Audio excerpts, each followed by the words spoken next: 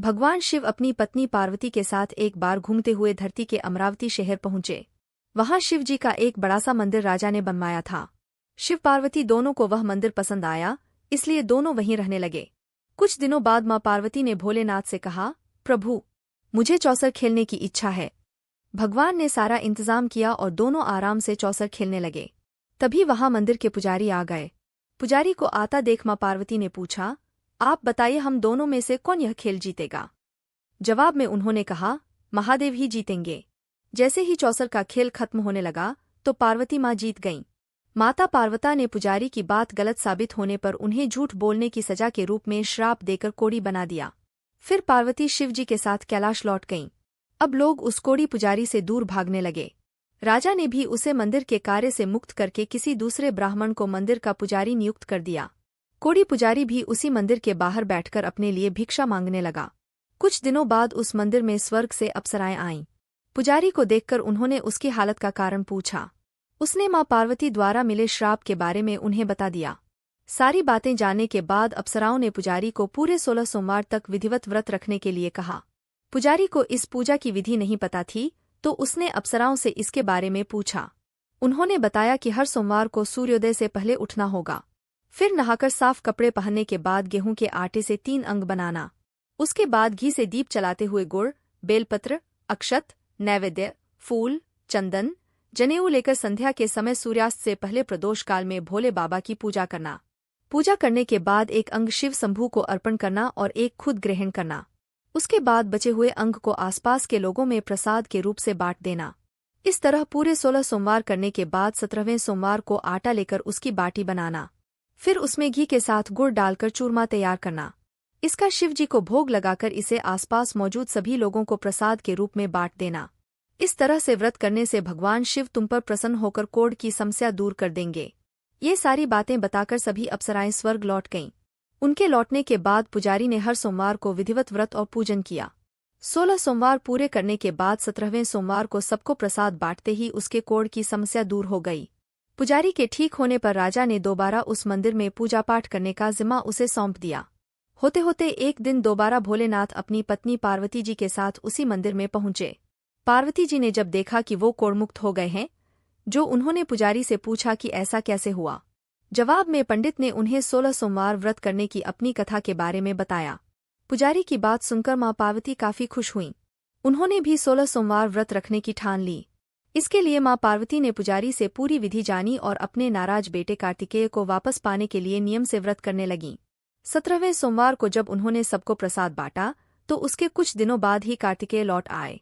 उन्होंने मां पार्वती के पास पहुंचकर पूछा, माता, अचानक कुछ हुआ कि मेरा सारा गुस्सा ही खत्म हो गया, क्या आपने कोई उपाय किया था? जवाब में पार्वती जी ने 16 सोमवार के व्रत की कथा सुनाई।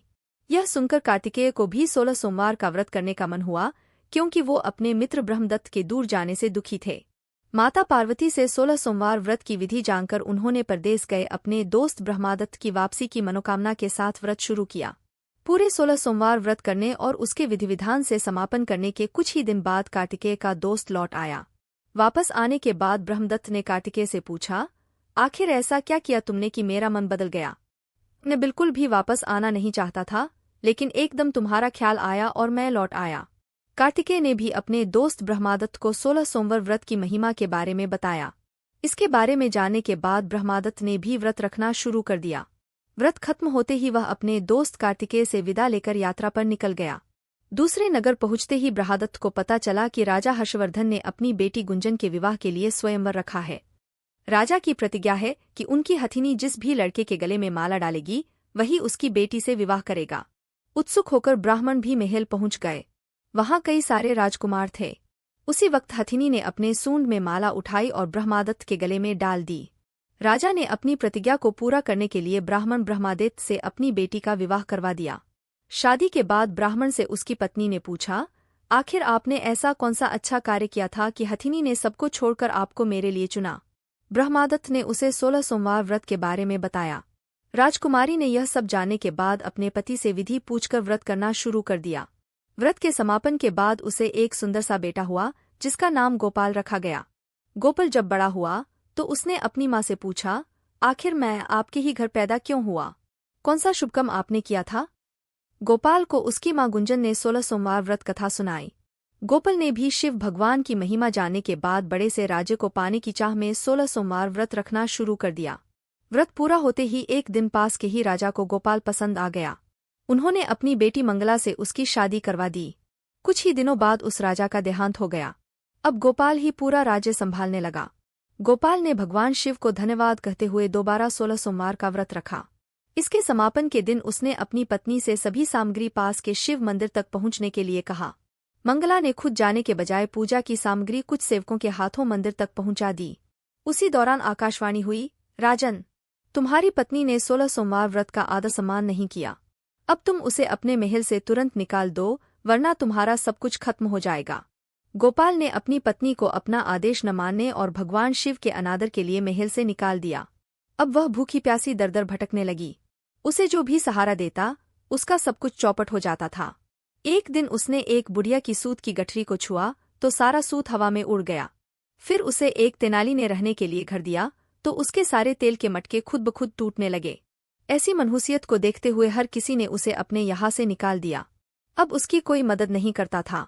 प्यास के मारे जब वो किसी नदी के पास पानी पीने के लिए पहुंचती तो वो नदी सूख जाती। फिर एक दिन वह जंगल में पेड़ के नीचे छांव पाने के लिए बैठी। उसी वक्त वह पेड़ सूख गया। देखते ही देखते सारे हरे भरे पेड़ सूखने लगे। कुछ देर बाद वो एक तालाब में पहुंची। वहां का पानी जैसे ही उसने छुआ उस पर कीड़े पड़ गए। यह सब देखकर वो हैरान हो गई और उसी कीड़े वाले पानी को उसने पी लिया। भटकते भटकते एक दिन रानी पुजारी के पास पहुंची। उसे देखकर पुजारी समझ गया कि इसके साथ कुछ सही नहीं चल रहा है। उसने रानी को मंदिर में ही रहने की इजाजत दे दी। रानी मंदिर में सब्जी या फल को हाथ लगाती तो वो सड़ जाते, आटे को छूती तो उसमें कीड़े पड़ने लगते, पानी से बदबू आने लग जाती। यह सब देखकर पुजारी ने कहा, लगता है तुमसे कोई बड़ा अपराध हुआ है, जिससे नाराज होकर देवताओं ने तुम्हें दंड दिया है।